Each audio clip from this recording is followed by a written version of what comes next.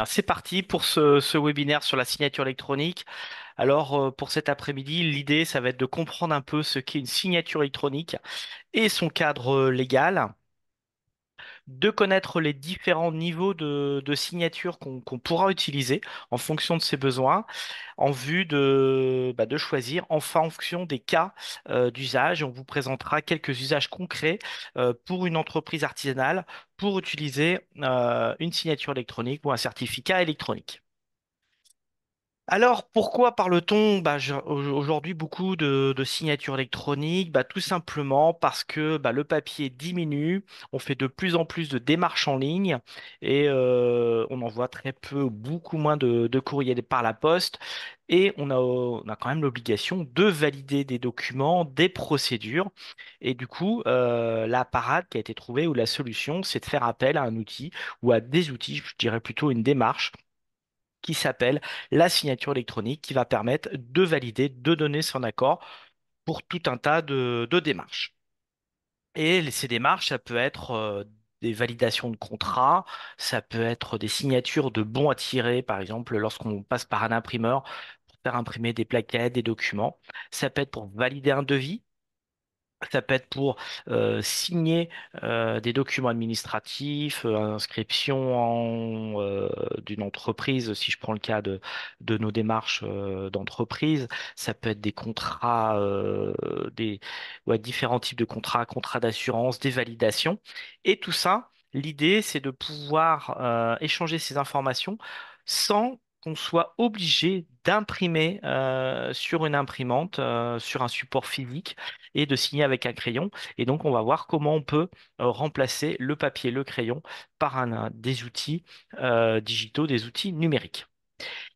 Mais lorsqu'on parle de signature électronique, il va aussi falloir de s'assurer que qui signe derrière ce document. Là, je sais pas moi, Émilie m'a envoyé un document, un contrat qui a été signé, mais qu'est-ce qui va me prouver que c'est bien Émilie qui l'a signé, que c'est pas quelqu'un d'autre? Qui s'est fait passer par exemple pour Émilie. Ça peut être aussi, lorsque Émilie va m'envoyer le document, de s'assurer que le document ne va pas être modifié, qu'il va garder toute son intégrité et pour s'assurer aussi de toute cette valeur juridique. Si on va faire un bond en arrière, je dirais plusieurs siècles en arrière, à l'époque de Napoléon, lorsqu'on recevait une enveloppe avec un cachet de cire, on vérifiait déjà que la cire n'avait pas été cassée, altérée, et que le sceau, l'empreinte, correspondait bien à la personne qui l'avait envoyé. Donc, la signature électronique, ça va être un peu basé sur le même principe, mais de manière beaucoup plus automatique. Et la signature électronique, elle va répondre à ses besoins, à condition de bien la choisir parce qu'il y a plusieurs signatures électroniques. Donc, il faudra définir en amont quels sont mes besoins pour choisir la bonne signature. Alors, c'est quoi la signature électronique? C'est un mécanisme qui va permettre de garantir l'intégrité d'un document électronique et l'authentification de l'auteur pour s'assurer que l'acte ne puisse pas être remis en cause. On parle de non-répudiation. Par analogie avec la signature manuscrite d'un document papier, on sera capable de faire une analyse de la signature et de dire, bah oui, c'est bien toi, Thierry, qui a signé ce document-là. Et pareil, au niveau, je dirais, signature électronique, il faudra s'assurer que le document n'a pas été modifié, que j'en suis bien l'auteur et que je ne puisse pas dire bah non, ce n'est pas moi. Et ça, ce sera tous les enjeux de la signature électronique. Donc, s'assurer de l'authentification et d'apporter la preuve du consentement que c'est bien moi qui ai validé le document. Alors, quelles sont ces caractéristiques au niveau de la signature électronique? Il va falloir qu'elle soit authentique. L'identité du signateur doit pouvoir être retrouvée de manière certaine. Deuxième point, ça doit être infalsifiable, pardon. Une personne ne pourra pas se faire passer pour une autre. Il ne pourra pas que ce soit réutilisable. La signature, elle doit faire partie du document et elle ne pourra pas être déplacée sur un autre document. Elle doit être inaltérable. Une fois que le document sera signé, on ne pourra plus le modifier. Et c'est irrévocable. la personne qui a signé le document ne pourra pas le contester. Ça, c'est je dirais les 5 points exigés au niveau d'une signature électronique avec les niveaux de sécurité les plus élevés. Alors, lorsqu'on parle de signature, concrètement, quels sont les usages euh, dans le domaine de l'artisanat? Ça va permettre de signer, je dirais, déjà des documents en quelques secondes et sans contact physique avec des documents, je dirais, qui peuvent être essentiels dans une entreprise. Ça pourrait par exemple être des contrats de travail. Ça peut être des factures, valider une facture ou un devis ou bon de commande. Ça peut être des mandats et des compromis de vente. Ça peut être, je l'ai dit, des devis ou bons de commande, c'est à peu près la même chose. Ça peut être des documents comptables. Le comptable, il atteste que, voilà, il clôt les comptes, il atteste que. Ça peut être des documents juridiques, déclaration de TVA, déclaration d'embauche de salariés. Je pense par exemple à la plateforme Silae. Ça peut être des actes notariés. Ça peut être aussi d'accéder à des sites internet. Aujourd'hui, bah, pour des raisons de sécurité, il y a besoin de prouver son identité pour aller sur certains sites. Concrètement, pour les artisans, je vais vous donner un exemple. C'est les garagistes, lorsqu'ils doivent aller sur une plateforme du SIV, qui est le système d'immatriculation des véhicules, doivent prouver leur identité pour pouvoir aller faire des démarches, de consulter le répertoire ou faire les actes de vente de véhicules entre particuliers ou entre particuliers et professionnels. Donc voilà, tout un tas je dirais, d'usages qui sont peut-être aujourd'hui, qui nous paraissent peut-être très courants, mais qui nécessitent de s'assurer des différents points que je vous ai évoqués juste avant. Alors, hop, quels sont les avantages aussi de la signature électronique? Ça va être de faciliter l'envoi et l'échange de documents. On va faciliter l'envoi, que ce soit par un ordinateur, un peu plus difficile avec un smartphone, mais ça va être aussi le moyen d'accélérer la procédure de signature. Quand je dis d'accélérer avant, lorsque je devais par exemple envoyer un contrat de travail par courrier à quelqu'un, ça pouvait prendre, je dirais, 2, 3 jours. Là, avec une signature électronique, c'est une notion de secondes, voire 2 minutes. L'idée aussi de la signature électronique, ça permet de suivre en temps réel l'avancement des dossiers. Lorsqu'un document doit être validé par plusieurs personnes, on va pouvoir voir les différentes étapes où en est la validation et chez qui ça pourrait bloquer. Et du coup, je dirais d'engager des démarches pour faciliter le déblocage s'il y avait un point de blocage. Ça va permettre aussi de sécuriser les données dématérialisées. Et là, on verra tout à l'heure on va faire appel à un tiers de confiance qui va nous certifier, qui va être garant de l'intégrité des données échangées. Un point important, c'est faire des économies financières. Des économies en termes de papier, ça peut être important pour, par exemple, des administrations. Des économies en termes de frais postaux, notamment si vous devez envoyer des courriers en recommandé. Et je ne parle pas du temps que vous allez, des coûts cachés, des coûts indirects, le fait d'aller à la poste pendant les bonnes horaires d'ouverture, que le courrier parte, qu'il y ait les quelques jours de délai. Et c'est aussi un gain de temps. Et je prends l'exemple, par exemple, des réponses au marché public. Aujourd'hui, quand on répond à un marché public, on vous dit il faut répondre, exemple, pour aujourd'hui, 14 heures. Ce qui fait foi, c'est pas le cachet de la poste. Ce qui va faire foi, c'est que c'est bien arrivé à 14 heures à l'endroit qui était prévu pour déposer les plis ou les documents. Même si vous envoyez un document recommandé et qu'il arrive bah, après l'échéance passée, votre dossier risque normalement ne sera pas retenu. Alors qu'avec la signature électronique, on va pouvoir certifier, authentifier que mon dossier il a été posé avant 14 heures, voire à 13h59. Et si je suis pressé ou si je me prends très en retard pour répondre à un marché public, bah, je pourrais très bien répondre quelques minutes avant l'échéance. Donc ça, c'est aussi des enjeux importants les entreprises en termes de gains économiques, de gains financiers et des choses, je dirais des coûts cachés. Ouais, des coûts cachés. Et la signature, ça va être aussi pour permettre d'automatiser des processus. Et ça, c'est des choses qui vont aussi se développer de plus en plus quand je parle de d'automatisation. Ça va notamment faire l'objet, je dirais cette semaine, on va aussi évoquer avec vous la signature, pas la signature, la facturation électronique pour les entreprises, pour les échanges de factures entre entreprises. Et il y aura aussi besoin d'authentifier d'automatiser des processus de validation. Thierry, Donc, on a une petite question. ah bah, j'allais justement te proposer, me dire, voilà, si tu as des questions, n'hésite pas à intervenir et à me les poser. Alors, on a Gérald qui nous demande comment s'assurer qu'il s'agit d'un vrai tiers de confiance. Ah ben, je vais en parler un petit peu après. On va garder cette question pour la suite. J'en parlerai tout à l'heure et j'expliquerai un peu plus. C'est plutôt vers, je dirais pas la fin du webinaire, mais euh, Encore ce quelques sera ouais, minutes. ouais, en quelques minutes et c'est au niveau les niveaux de sécurité les plus élevés. Voilà. Pas d'autres questions, Émilie? Pas d'autres questions. Allez. Alors, quelle est la valeur juridique d'une signature électronique? Eh bien, la réglementation, elle précise que ça a une valeur légale réelle.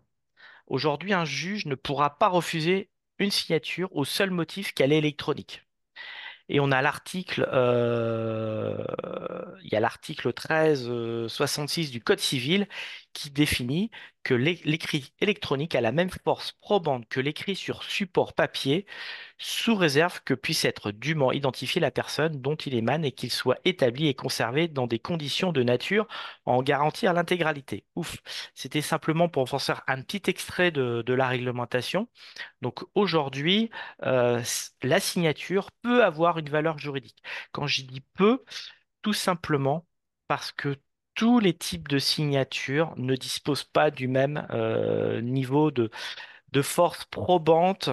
Il y a différents niveaux de signature électronique et c'est ce qu'on va détailler maintenant. Alors je vais essayer de vous simplifier tout ça parce qu'on a la réglementation européenne et la réglementation française. Alors la réglementation européenne, ça s'appelle le règlement EIDAS. C'est un standard européen qui est en vigueur depuis le 1er juillet 2016. Donc la signature électronique, hein, c'est pas quelque chose qui est très récent. Ça a déjà quelques années. Et au niveau de la réglementation européenne, on va distinguer quatre niveaux de sécurité. Le premier niveau, c'est le niveau simple. Le niveau simple, c'est celui qui va correspondre le plus couramment, qui va être utilisé en raison de sa facilité d'accessibilité et de sa simplicité. Ça peut s'agir d'un niveau qui s'approche, je dirais, le plus de l'idée que l'on peut se faire d'une signature sous format électronique à destination du grand public. Ça peut par exemple être une signature réalisée sur une tablette avec un stylet. Quand je signe avec un stylet sur la tablette, quand le facteur ou le transporteur m'amène un colis, j'appose une signature. C'est une preuve. Après, de certifier que c'est bien Thierry Léger qui avait signé, là, ça va être un peu plus dur à prouver. Donc, c'est pas le niveau de sécurité le plus élevé, mais c'est quelque chose, je dirais, le niveau de sécurité le plus faible. Euh, et c'est difficile de garantir que c'est moi, Thierry Léger, qui était derrière. Donc, ça va pas garantir non plus la répudiation du document. Donc ça peut être le premier niveau, un petit niveau je dirais, euh, de signature. Ensuite, on a la signature avancée. Là, ça va correspondre à un niveau, le niveau 2 du règlement européen. C'est comme la signature électronique simple, ça va permettre de valider la conformité de dispositifs. Euh, Il n'y a pas un tiers de confiance et on va pas être sûr à 100% que c'est bien Thierry Léger qui a signé. Mais par exemple, c'est des choses que vous avez déjà utilisées, je suppose, quand on vous demande une double authentification ou quand vous signez un contrat d'assurance à titre perso ou professionnel, vous avez avec vous le courtier ou l'assureur. Il vous demande si vous êtes d'accord pour valider le document. Bah, évidemment, vous dites oui au téléphone ou non, mais si vous dites oui, pour s'assurer que c'est bien Thierry Léger qui a validé, il va dire par exemple, on va procéder à un autre moyen. Je vais vous envoyer par téléphone, je vais vous envoyer par mail un document et vous aurez juste à valider. Donc, s'il envoie sur ma messagerie Thierry Léger, ça voudrait dire que normalement, c'est moi qui ai signé. Mais vous allez me dire, peut-être que je me suis aussi fait pirater ma messagerie, quelqu'un se fait passer pour moi. Voilà. C'est pas le niveau de sécurité non plus le plus sécurisé, mais vous voyez, on monte crescendo. Et ensuite, on a le niveau de sécurité avancé qui va reposer sur un certificat de signature électronique qualifié. Et ça va être équivalent pour certains documents à une signature manuscrite. Donc là, il y a une notion nouvelle qui apparaît, c'est un certificat de signature électronique. Jusqu'à maintenant, je vous ai parlé de signature électronique et là, je vous ajoute le terme de certificat, c'est-à-dire qu'on va avoir un objet euh, ça va notamment être une clé USB spécifique, particulière, et qui va permettre de valider. Je dirais, je vais faire un peu le parallèle aujourd'hui, quand vous avez votre carte bleue et un code PIN pour commander directement, par exemple, sur Internet. Avant, on pouvait saisir uniquement les codes. Maintenant, quoi, les codes, la référence de la carte. Maintenant, il faudra donner la carte plus le code PIN, des choses qui sont très ou des clés privées, ou de faire une notification par sa banque. Ça, c'est des choses qui sont rentrées, je dirais, dans les mœurs. Donc, un certificat qualifié, ça va correspondre au troisième niveau de sécurité, et ça fait l'objet d'un tiers compétent qui va s'assurer que c'est bien Thierry Léger qui avait la capacité, qui était bien en nom pour signer le document. Et là, il y aura un organe de contrôle. Et donc, ce certificat, il devrait être qualifié. Je vous donnerai juste après des organismes qui permettent de les délivrer. Et ça va permettre de s'assurer de manière fiable de l'identité du signataire. Et grâce à ça, la preuve de la fiabilité et de la signature est simplifiée dans le cas d'un litige. Et après, on a un dernier niveau qui s'appelle le qualifié. Donc là, c'est en équivalent à la signature manuscrite, c'est le niveau le plus élevé. Et aujourd'hui, ce qui va être demandé pour les artisans, c'est d'avoir des contrats, des documents qui sont assignés. Je pense les documents les plus élevés en termes de sécurité qu'on rencontre couramment chez les artisans, ça va être les déclarations de TVA, c'est accès à la plateforme Silae pour l'embauche, c'est la réponse à des marchés publics, c'est se connecter à la plateforme SIV pour tout ce qui est garagiste, que ce soit vélo, pardon, cyclomoteur ou voiture. Voilà. Donc ça, c'est la réglementation européenne. Et puis nous, on a évidemment la réglementation française. Alors la réglementation française, elle date de 2005, donc qui a posé les bases du RGS, qui est le référentiel général de sécurité. Et là, eh ben, on a trois niveaux de sécurité. On a RGS 1, 2 et 3 étoiles. Le RGS 1 étoile, ça va être recommandé pour des documents courants ne nécessitant qu'un besoin de sécurité limité, exemple une facture. Je dirais ça reviendrait un peu au niveau 2 du règlement européen. Et après, on a le RGS 2 et 3 étoiles. Et là, c'est la signature électronique qui équivaut à celle qualifiée telle que définie par le règlement européen. Et là, le RGS 2 étoiles, c'est celui qui va nous donner accès à des plateformes publiques qui nécessitent une vérification poussée. Et le niveau 3, en général, pour les artisans, c'est le niveau 2, 2 étoiles, c'est le RGS 2 étoiles qui sera demandé. Alors pour certains professionnels, je pense par exemple à des notaires ou ce type de profession ou des actes notariés, là on pourra demander des niveaux de sécurité beaucoup plus élevés. Mais pour les artisans, pour les entreprises artisanales, ce qui va être demandé, ça va être le plus élevé, ça va être le RGS 2 étoiles. C'est bon, j'ai perdu personne, il n'y a pas de remarques, Émilie? Alors, on a une petite question, mais je pense qu'on va demander à la personne de nous contacter en individuel. Je te la lis quand même. Une question de Saïda. Bonjour, s'il vous plaît, je voudrais signer un formulaire de l'INPI, mais toujours inacceptable. Je ne sais pas comment faire. Merci d'avance. Ah, ça c'est pour les immatriculations d'entreprise, je suppose, Mm. ou Je- des modifications. Donc là, Ou un ouais, dépôt ouais, de on- marque ou quelque ouais, chose comme ça. Donc, on on va vous, vous demander de nous recontacter après, comme c'est un cas vraiment très particulier. voilà. Éventuellement, vous nous mettez dans le chat ou dans l'espace QR le département dans lequel vous êtes, comme ça, euh, ce sera notre collègue du département concerné ou qui pourra vous recontacter. On va essayer de le faire le plus rapidement possible. Allez. Pas d'autres questions. Pas d'autres questions. Bon, la signature électronique, on va voir la première chose. C'est celle qui va être, je dirais, la, la plus limitée. Exemple, c'est des cases à cocher qu'on doit remplir sur un document ou apposer un scan de signature. Et là, je vais vous faire une petite démo en ligne. Hop. Alors, j'espère que ça va marcher, qu'on n'aura pas un petit souci et qu'on n'aura pas de coupure Internet comme on a eu une très grosse peur hier après-midi avec Emily. Voilà, donc là j'ai préparé un document PDF que j'ai imprimé avec Word. Quoi, pardon, je l'ai préparé dans Word et je l'ai imprimé en PDF. Un document tout simple pour m'inscrire à une réunion d'information qui est le mardi 13 mai 2025 à Auxerre à 14 heures. Tiens, bizarrement, c'est le même jour que ce webinaire.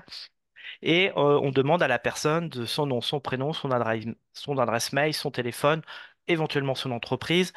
Je souhaite qu'elle coche je participe, qu'elle appose sa signature, la date et le lieu. Ouf.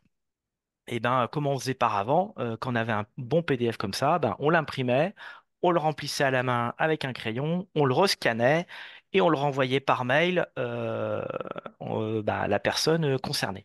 Et ben là, on va pouvoir, je dirais, le compléter assez rapidement, ce document-là. Et notamment, alors là, je vous invite plutôt à utiliser Acrobat. Acrobat Reader, qui est un logiciel gratuit pour lire les PDF. Il y a d'autres outils qui permettent de lire les PDF, mais c'est pas sûr que toutes ces options soient, soient fonctionnelles. Donc ça, on est avec Acrobat Reader, la version gratuite. Et moi, ce que je veux, ça va être de remplir mon nom ici. Et puis, bah, vous savez que dans un document PDF, on vous a toujours dit, bah, on peut pas les modifier. Et là, aujourd'hui, on a un petit outil maintenant quoi, qui date depuis un petit moment dans Acrobat. Et là, vous allez avoir un champ avec un carré et on vous met remplir les champs d'un formulaire. Hop, je clique dessus et là, vous voyez, alors lui, il m'a détecté automatiquement c'était des champs de formulaire alors que je lui ai même pas dit, hein. C'est tout simplement fait avec AirWord, c'est un tableau. Et là, je vais pouvoir saisir bah, les renseignements qui me concernent. Hop. Euh, bon, après, je peux aussi rajouter au CER, voilà. Hop. Je vais pas remplir tous les champs parce que c'est voilà. Je peux même aussi rajouter un commentaire ici, hein. Euh, voilà. Et on a aussi une petite fonction qui permet de cocher la case. Exemple, hop, je confirme que c'est bien moi. Quoi, je confirme ma participation. Et ce qui va nous intéresser, c'est de signer, c'est de mettre des paraphes, de signer le document. Et là, vous voyez en dessous, vous avez un espèce de petit crayon et on peut ajouter une paraphe. C'est-à-dire que là, alors on peut le taper à la main, à l'ordinateur, bon là, il n'y a pas d'intérêt, mais je peux aussi apposer une signature parce que je l'ai scanné, ou là, je vais signer à la main, voilà, une signature, je fais appliquer et je vais pouvoir mettre cette signature ici, hop, sur le document, et j'ai juste à faire fichier enregistrer, et je vais l'enregistrer mon document. Hop, j'enregistre mon document et voilà, ce document, je peux l'envoyer. Je peux l'envoyer à Émilie parce que je me suis inscrit à la réunion d'information. Voilà. Mais vous allez me dire, c'est pas super sécurisé parce que bah, je dirais n'importe qui aurait pu mettre cette signature, mais c'est le premier niveau, je dirais, de validation qui est souvent, qui peut être déjà, qui peut être demandé. On n'a pas besoin d'avoir une certification une authentification très précise si c'est pour, par exemple, participer à une réunion d'information pour la chambre de métier. Donc ça peut être, je dirais, le premier niveau de sécurité, quoi, le premier niveau de signature de document.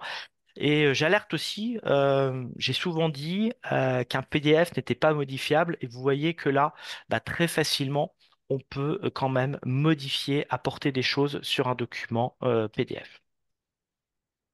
Thierry, on a une petite question. Alors, il me semble que c'est quelque chose que tu as déjà dit, mais pour que ce soit bien clair pour tout le monde, on a Isaline qui nous demande s'il faut une version payante d'Acrobat pour saisir les champs de cette manière. Absolument pas, c'est la version gratuite. Voilà. Donc pas Gratuite. de gratuite. On est avec la version Acrobat gratuite pour apposer une signature, une image toute simple que j'ai déjà préparée. Voilà. On est quoi, je dirais tout le. C'est pour ça, j'insiste bien que la version d'Acrobat Reader, la version gratuite, si vous utilisez un autre logiciel d'Acrobat, un autre logiciel de lecture de PDF, ça se peut que vous n'ayez pas cette fonctionnalité. Et Et du j'insiste bien qu'on a bien lancé Acrobat, on n'a pas ouvert un PDF depuis son site internet, hein. Parce que des fois, on consulte directement les PDF en ligne. Donc, ouvrez bien votre document avec le logiciel Acrobat Reader. Euh, et je sais plus la version, si je peux la voir ici. Hop. Hop, il ne m'affiche pas la version. Tiens, bon, avec le programme double écran, j'ai pas de. Si, non, je ne l'ai pas. Hop, on est avec la version DC. DC, pas essai, la lettre D et la lettre C. Voilà. Donc la version Acrobat Reader DC, elle est entièrement gratuite. Voilà. On a une autre question un peu du même style de Virginie. Pour remplir des formulaires, j'utilise PDF Escape. Je complète les champs avec l'outil texte et pour la signature, j'ajoute l'image de ma signature. Est-ce OK ou pas? Bah, c'est la même chose que j'aurais pu faire ici. Euh, Hop, bah là, j'en C'est ai OK plus. pour cet usage. Voilà. Là. Mais c'est la même chose. Voilà, hop, je sais plus. Hop, il bloque évidemment sa plante. Mais tout à l'heure, j'avais la possibilité aussi d'ajouter une image. Bah, c'est exactement la même chose. Ce que vous proposez, c'est d'ajouter une signature, une image, ou même un tampon. Des fois, on a aussi dans les administrations, on peut aussi ajouter un tampon, ce qu'on appelle la Marianne, dans les administrations françaises. Mais ça revient au même niveau. Voilà. La seule remarque que je ferais, c'est qu'on ne peut pas authentifier que c'est moi, Thierry Léger, qui ai signé le document, mais c'est un premier niveau qui peut valider, je dirais, des inscriptions. C'est OK? C'est C'est bon. Ah bon. non, alors attends. J'ai une personne, Arnaud, qui me demande comment on fait sous Linux. Merci Arnaud pour cette question. Bah, normalement, alors je sais pas, je connais pas, je sais pas si y a la version gratuite, quoi, si y a la version Acrobat pour Linux, je sais pas. Mais là, je précise qu'on est bien sur Windows. Normalement, ça devrait être la même chose sur Mac, mais comme j'ai pas de Mac sous la main. Et oui, je fais une petite parenthèse. Aujourd'hui, on peut avoir des outils qui fonctionnent sous Windows, sous Mac ou sur Linux à usage professionnel. Je dirais, je recommande euh, au moins d'être sur au moins sur Windows ou Mac parce qu'on a des jeux logiciels aujourd'hui qui sont pas compatibles avec des versions de Linux. Ce sera un petit peu moins le cas maintenant avec la comptabilité, mais par exemple en comptabilité, toutes les offres que vous aviez de logiciels étaient installées sur des ordinateurs en Windows. C'est en train de changer. Aujourd'hui, on passe beaucoup par les plateformes Internet, mais aujourd'hui, lorsqu'on est des logiciels un petit peu professionnels, souvent, ils sont plutôt développés pour des PC fonctionnant sous Windows. Je mets à part tout ce qui est le traitement de l'image, ou là, tout ce qui est traitement de l'image, c'est souvent les Mac, Macintosh ou Apple qui sont à la pointe. Mais là, je botte en touche pour Linux, on pourra regarder Arnaud et faire un test. Alors, on a deux remarques, voilà, d'autres personnes qui veulent partager leur expérience. Laurent nous dit qu'il y a bien longtemps que les fichiers PDF sont modifiables par des outils graphiques, payants ou gratuits, et d'autres lecteurs PDF font la même chose qu'Acrobat DC, certains sont même meilleurs. Voilà, Et on a après, aussi, voilà, je il y a pas continue que parce que... Acrobat, il y a pas que Acrobat, voilà, Oui, oui, on a oui, fait une démo avec Acrobat. pour vous montrer que c'était possible. en gratuit, mais oui, c'est pas du tout le seul, hein, bien sûr. Et on a Gérald qui nous dit, pour information sur Mac, le logiciel Aperçu livré en standard avec un Mac permet de faire des modifications sur un PDF et signer manuellement. Voilà. Et c'était pour vous le présenter parce que je dirais c'est pas forcément connu de tout le monde. Donc cette petite astuce, ça permet des fois d'éviter de remplir d'imprimer, de remplir des documents. On voulait quand même vous présenter cette petite astuce, mais qui existe, je dirais, depuis très longtemps, mais pas forcément connue de tout le monde. Euh, donc ça, on a vu comment insérer notre signature simple dans un document. Maintenant, on a la signature électronique avancée, donc c'est celle qui est la plus couramment utilisée pour les entreprises. Exemple, on va signer un contrat qui va engager deux parties juridiquement pour valider un contrat. Il va falloir prouver l'identité du signataire et garantir l'intégrité, pardon, du document. Euh, c'est voilà, c'est la signature qui est quoi, c'est ce qui est exigé, par exemple aussi pour accéder euh, à des plateformes en ligne. Alors, là, par exemple, euh, on va vous envoyer un document on va vous l'envoyer, il faudra le signer via une plateforme externe, ça peut être YouSign ou Universign, où le client vous envoie un code par SMS, où il vous demande de joindre votre pièce d'identité. Et là, il y a une empreinte numérique qui va être adossée au document. Il y a une traçabilité avec un journal, tout est daté, et ça va être signé, archivé de manière sécurisée. Mais c'est pas, je dirais, c'est pas le niveau le plus élevé, et souvent c'est des prestataires qui ont accès à ces plateformes. On a par exemple utilisé ces outils pendant le confinement lorsqu'il fallait signer des feuilles de présence. C'est des outils qui avaient été, je dirais, un petit peu développés pendant cette période particulière. Mais surtout, ce qui va nous intéresser aujourd'hui, c'est la signature électronique avec un certificat. Et là, on va faire appel à un tiers de confiance qui va s'assurer que c'est bien Thierry Léger euh, à qui on va délivrer cette signature. Et il va falloir passer devant un agent euh, qui va vérifier, de par mon physique, ma carte d'identité, que je suis bien Thierry Léger. Et là, on va me remettre un support cryptographique. On appelle ça une clé USB, hein. J'ai mis à côté le sceau à l'époque de la cire. C'est pour faire un petit parallèle. Mais là, on va vous remettre une clé USB. Alors, c'est une clé USB qui ne sert pas du tout je dirais, à stocker des données, hein. Son seul usage, c'est une clé qui est simple. Voilà, une clé simple qu'on va mettre dans l'ordinateur. Et dedans, il y aura une clé privée. Et sur Internet, il y a une clé publique. Et on va faire le lien entre les deux, de s'assurer qu'il y a que les deux éléments sont complémentaires. Et ça va s'assurer que je suis bien le signature et donc il y a un processus spécifique et elle est surtout personnelle. C'est-à-dire que quand je vais signer le document, c'est Thierry Léger qui va signer.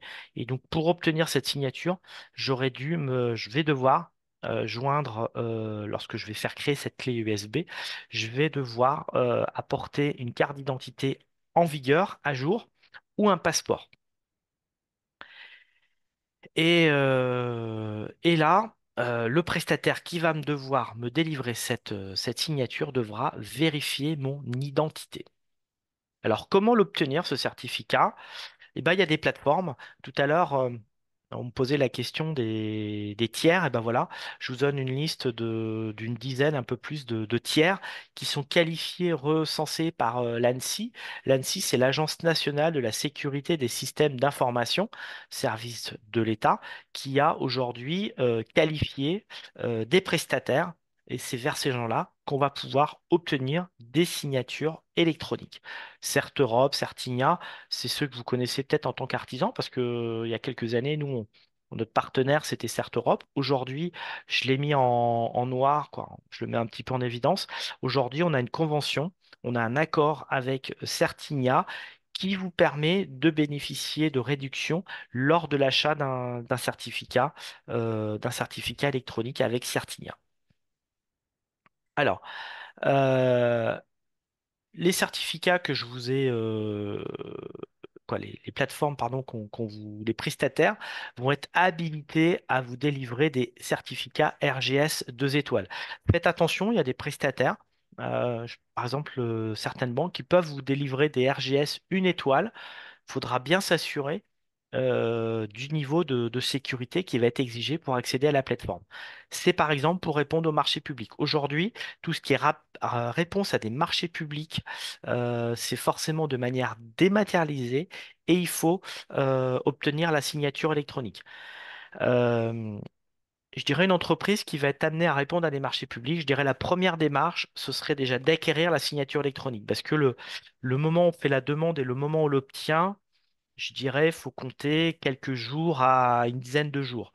Donc, pour pas être pris au dépourvu, je vous conseille d'anticiper et lorsqu'on veut répondre à un appel d'offres, de bien détenir déjà cette signature électronique. Ça peut être par exemple la plateforme Philae pour tout ce qui est déclaration d'embauche de salariés. Et je parlais pour les garagistes, alors voiture, moto, cyclomoteur, scooter. C'est la plateforme SIV, tout ce qui est la gestion des immatriculations des véhicules des professionnels. Je parle du côté artisanal, mais il y a aussi les concessions automobiles. Et où vous savez qu'aujourd'hui, vous ne pouvez plus aller en préfecture pour faire immatriculer votre voiture. Vous devez aller voir un professionnel. Et aujourd'hui, bah, vous avez des garagistes artisans qui proposent l'immatriculation de véhicules entre particuliers. Ça, c'est les prestations qu'ils peuvent proposer. Ça peut être aussi l'occasion de développer son activité, et notamment, par exemple, en milieu rural, pour éviter à des gens je dirais, en milieu rural et même en milieu urbain, pour éviter d'aller faire des kilomètres pour faire immatriculer sa voiture, son véhicule. Alors, comment ça se passe pour obtenir un RGS 2 étoiles? Déjà, de s'assurer du certificat que j'ai besoin. Est-ce que j'ai besoin du niveau 1, niveau 2? Ensuite, on va constituer un dossier. Et là, par exemple, si on va avec Certinia, on va télécharger un document et on va avoir des documents à remplir. Des documents PDF on va vous demander des choses, votre nom, votre adresse, quoi, des choses très simples. Et lorsqu'on aura consulté le dossier, il va falloir valider l'identité du futur porteur de ces certificats. Et là, il faudra se présenter devant une autorité d'enregistrement. Et par exemple, pour ce qui est de Certinia, vous devez vous présenter devant un huissier qui va attester que c'est bien Thierry Léger qui est en face moi et qui a rempli le dossier, qui a signé le document, et l'huissier va signer le document. Donc, vous voyez, c'est quelque chose d'assez cadré. Et ensuite, ce document signé au niveau papier, je vais les envoyer à Certinia ou les déposer via la plateforme dématérialisée. Et ensuite, moi, je vais recevoir une clé USB, comme si on recevait une carte bancaire, et je vais devoir installer un petit logiciel sur mon ordinateur sur Mac ou Linux, Mac ou Windows, pardon, ça, c'est sûr que ça fonctionne. Linux, je ne sais pas, je ne crois pas que j'ai eu le cas. Euh, et on va installer le logiciel sur son ordinateur, ce qui va permettre de configurer le certificat sur l'ordinateur et de définir le code PIN pour se connecter. En général, le code PIN, c'est un code à 4 chiffres. Et aussi de préparer un code PUC. Le code PUC, c'est le code de secours qui va être composé de chiffres qui va permettre de débloquer votre clé lorsque vous aurez entré 3 fois de suite un code PIN erroné. Bah, comme on a aujourd'hui sur nos téléphones avec le code PIN et le code PUC sur les cartes SIM. Retour d'expérience, je vous invite très fortement à suivre ces démarches de créer le code PUC parce que pour obtenir une signature électronique, un certificat électronique, si je prends l'exemple de Certinia, je le fais de mémoire, on est à 140 euros hors taxe, non, 144 euros TTC, et c'est valable pour 3 ans.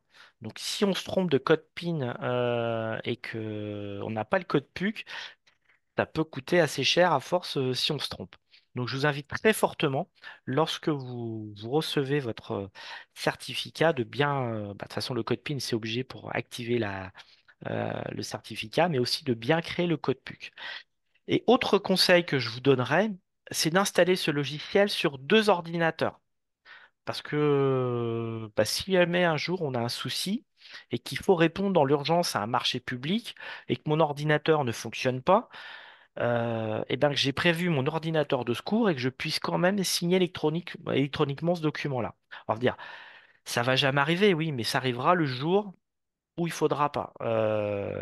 Voilà, c'est. Et il est aussi important lorsqu'on va utiliser un certificat électronique RGS 2 étoiles d'avoir une connexion Internet. C'est obligatoire d'avoir une connexion Internet parce que il y a une clé privée sur la clé USB. On va comparer ça sur une plateforme où il y a une clé publique et une mise en relation. Donc ça nécessite aussi une connexion Internet. On a une petite question, Thierry, de Gérald. Est-ce que la clé USB dont tu parles équivaut à la carte de mon médecin qu'il utilise dans son ordinateur pour justifier de son identité? Je sais pas si tu connais le Alors, dispositif des médecins. non, je connais pas le dispositif des médecins, mais si le médecin il rentre sa carte et en plus il tape un code, ça va être le même dispositif. Parce qu'au début des premiers certificats électroniques, il y avait la possibilité soit de mettre une clé USB, soit de mettre une carte bah, comme une carte bancaire. Mais pour ça, il faut un lecteur de carte et vous savez très bien qu'il n'y a aucun ordinateur qui est équipé de ce type de lecteur.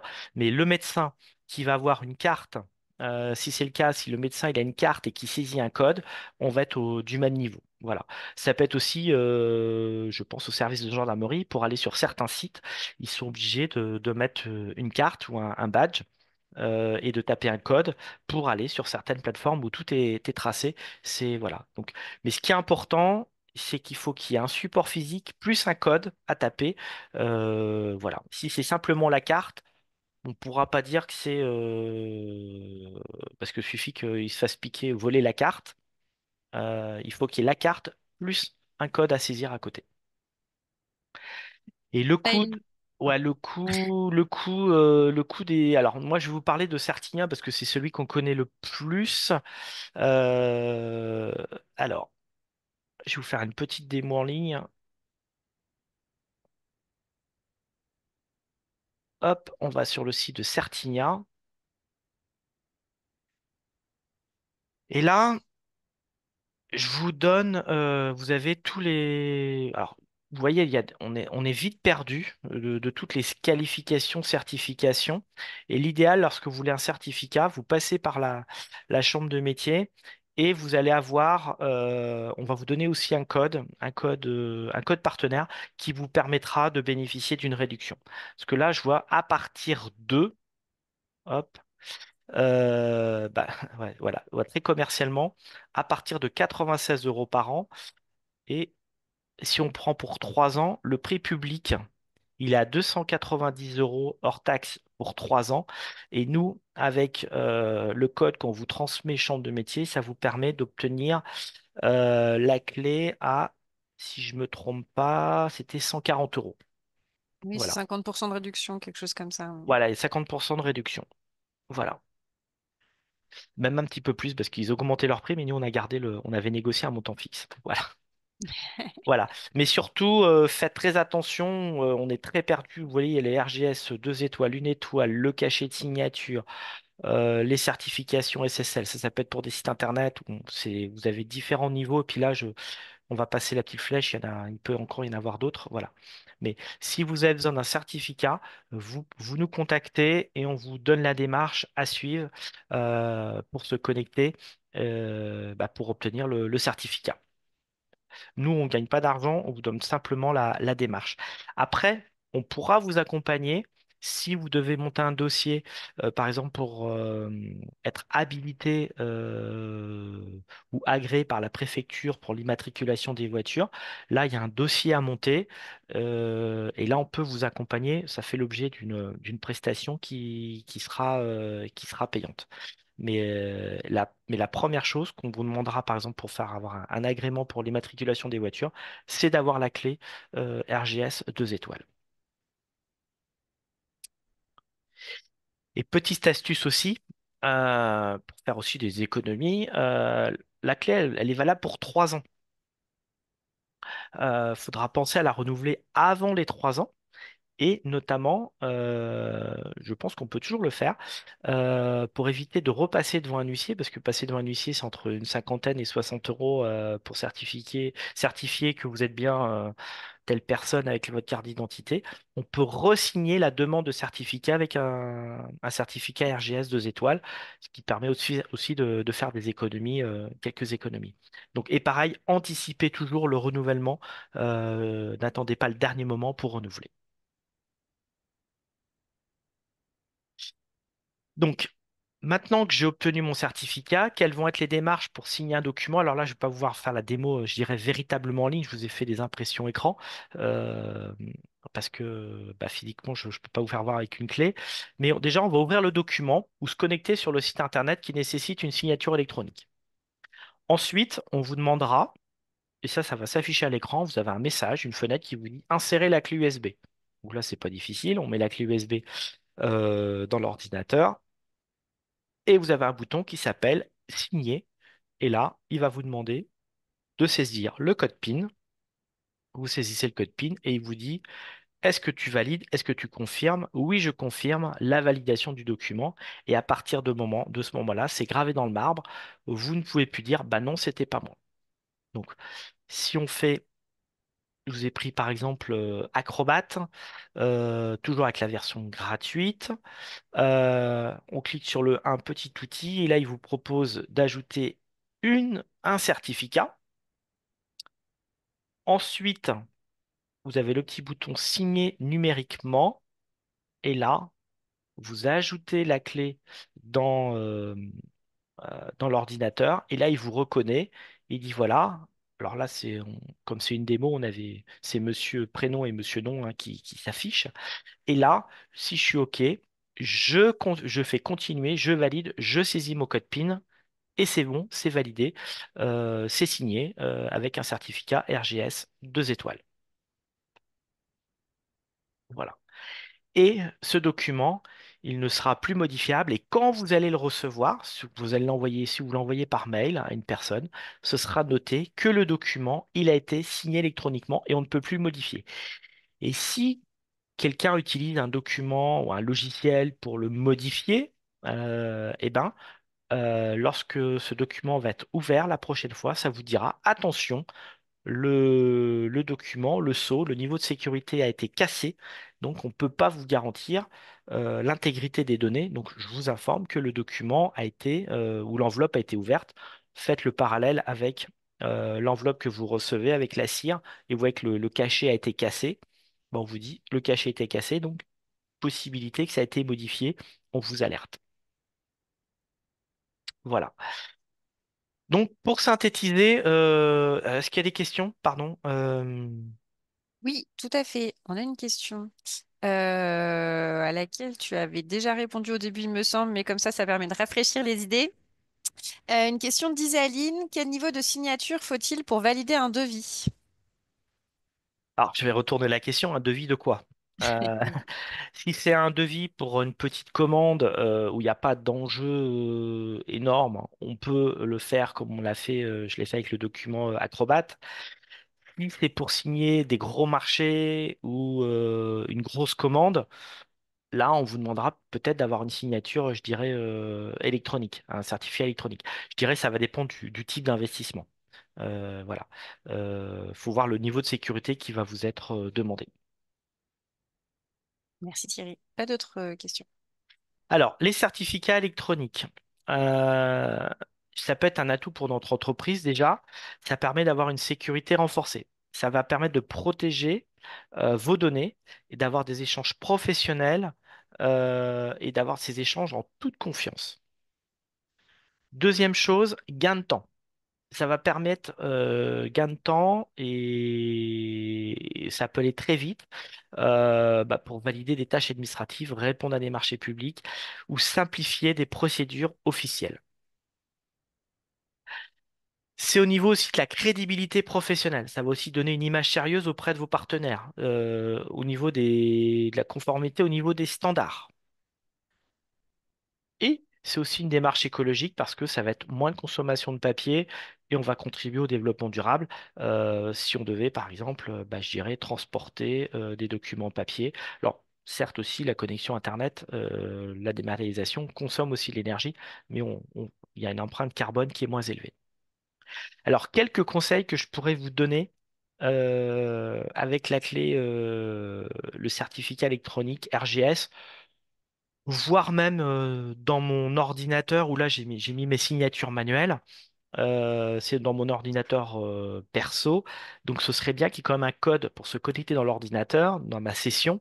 Parce que si n'importe qui rentre dans mon ordinateur que j'ai pas mis de code, bah, au pire, vous voyez, il peut signer tout type de bon de commande ou de choses de valider avec la signature que j'ai paramétrée automatiquement dans Acrobat. Donc c'est déjà très dangereux.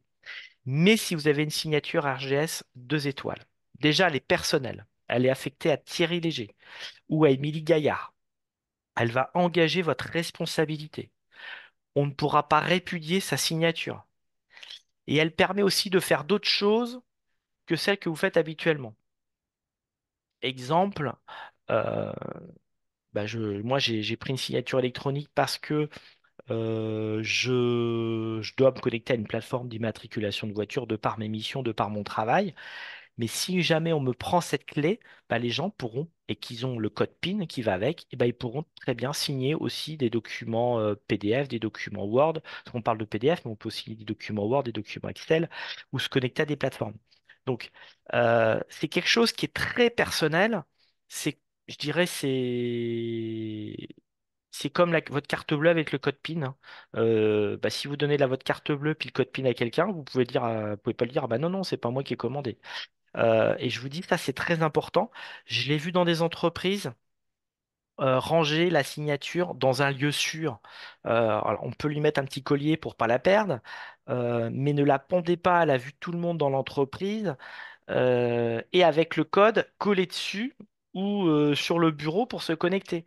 Et ça, c'est des exemples, malheureusement, que j'ai pu voir en termes de sécurité. C'est super dangereux. Et donc, n'affichez pas le code PIN et rangez votre clé dans un lieu sûr. Et conservez bien le code PIC avec une petite faute d'orthographe. Voilà. Émilie, est-ce que tu as des questions-réponses? Des questions plutôt. Oui, des C'est toi qui questions. vas avoir la réponse, j'espère. Alors, une question de Gérald. Si le tiers de confiance que j'ai utilisé pendant des années met la clé sous la porte, comment prouver devant un tribunal, par exemple, qu'un document est un original non falsifié?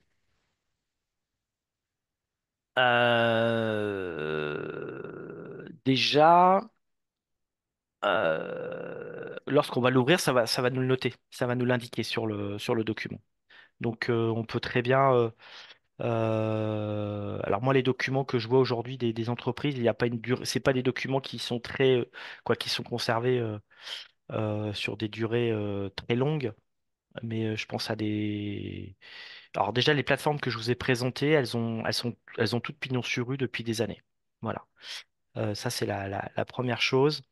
Et mais pour moi, il y a, c'est soit c'est pour se connecter à l'instant T, ou alors c'est lorsque vous ouvrez un PDF, il va vous dire attention, ce document, il a été modifié.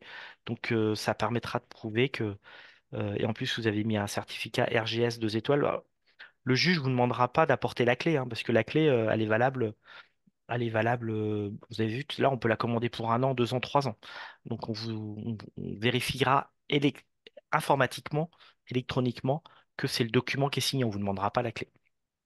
Oui, et personne ne retournera voir l'huissier qui avait assuré de l'identité au début. Alors, Ça a si, plus d'un... après, Si, il peut y après? avoir des procédures très longues. Alors, si on part une procédure judiciaire où il y a eu usurpation d'identité, parce que moi, je me suis fait passer pour Émilie lorsque j'ai été commandé la clé. Après, on pourra remonter toute la chaîne de validation. Mais là, on est dans une procédure, je dirais, un peu particulière où on vérifie s'il n'y a pas une falsification lorsqu'on a fabriqué la clé. Voilà.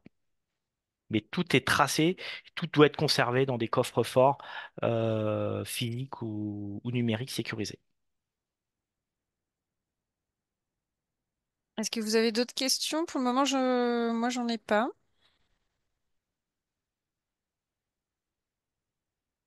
Et donc, n'hésitez pas à revenir vers nous si vous avez besoin d'obtenir un certificat électronique ou de signer des documents.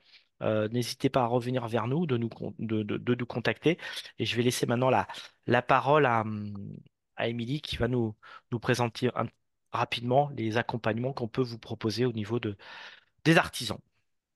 Oui, on en profite pour vous expliquer un petit peu plus nos missions si besoin. Donc là, on est là pour vous accompagner, enfin déjà vous renseigner si vous avez des questions, mais aussi vous accompagner dans votre transition numérique. Donc voilà, on l'a dit largement sur les signatures électroniques, certificats, problème de demande de création de compte SIV, etc. Mais nos missions sont bien plus larges que ça.